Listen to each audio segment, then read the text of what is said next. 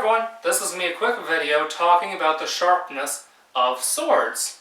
So we always hear from documentaries and videos and things like that that the katana was very sharp. It was a very sharp blade. But was it really that sharp? Now, as most of you know, I'm a big fan of Japanese swords. They are awesome swords. However, I am also a fan of the truth. And I think sometimes the legendary sharpness of a Japanese blade is exaggerated. And this is what I mean by that. All swords are not the same sharpness. If you have a blade that is of hirazukuri blade shape, and I do not have a hirazukuri blade, but I will demonstrate to you what it is. Hirazukuri is when this ridge line right here isn't there. So instead of going from the mine to the shinogi to then transitioning to the edge, it goes straight from the mine to transition to the edge. Now a hirazukuri blade is sharper than a shinogi-zukuri blade because it's just the manner of the beast. This here is a little bit thicker because of the blade shape. And some swords have what's called niku. Niku translates as meat. So they have more meat on the blade. What that means is on the blade, rather than going from the shinogi to the ha in a straight line, it's convex more.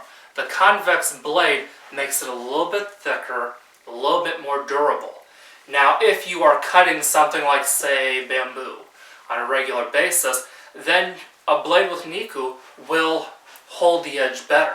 Something like this would be more brittle against that. And if you have something that is hirazukuri, then forget it. It's going to be, it's really then not going to fare well against the bamboo, just because of how sharp it is.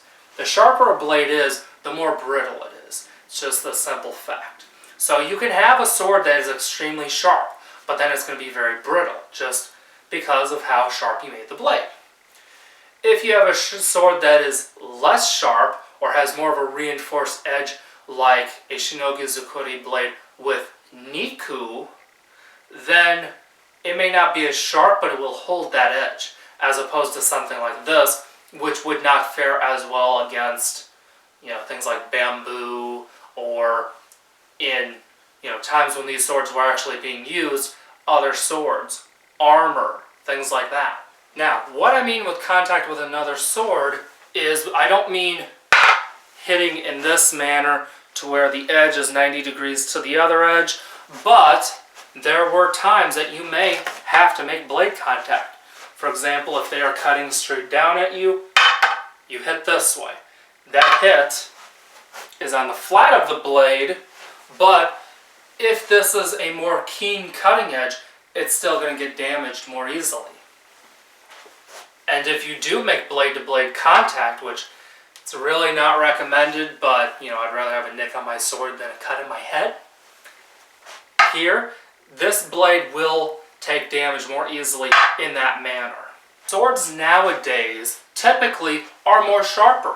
Not because necessarily we have better technology to get them sharper, but just because of the fact that swords from back then had to have more of a durable edge because they were making contact with hard materials way more often than we are nowadays. Now, that's not saying that Japanese swords were dull. They weren't. They cut very well. However, different degrees of sharpness for different purposes. Me personally, I can say this. If I was going to war and I was taking a sword with me, I would not want the sharpest edge ever on there. Keep in mind that dead is dead.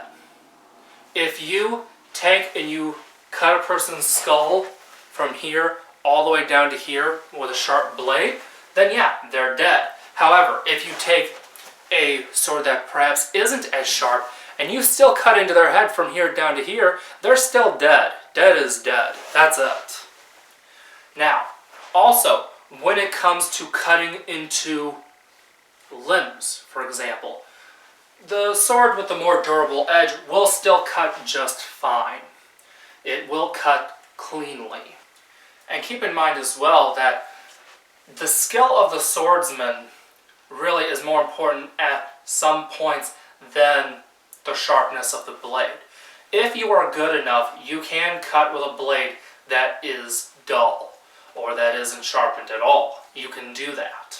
However, sharp blades make things a whole lot easier. Now keep in mind, traditionally, there were times that, swords were known to cut through a lot of different things. For example, there was a sword once that cut through 5 bodies in a cut test. That was a good sharp blade, although some of that also, as I said before, was the skill of the swordsman.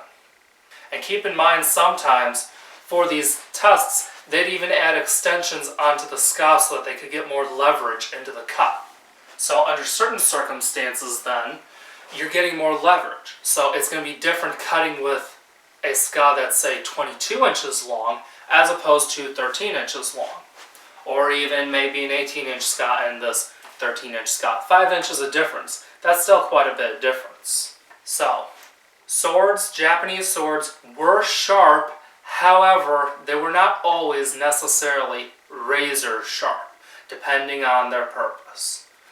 Nowadays, of course, people like their swords nice and razor sharp because, of course, it's easier to cut things, and that's just fine.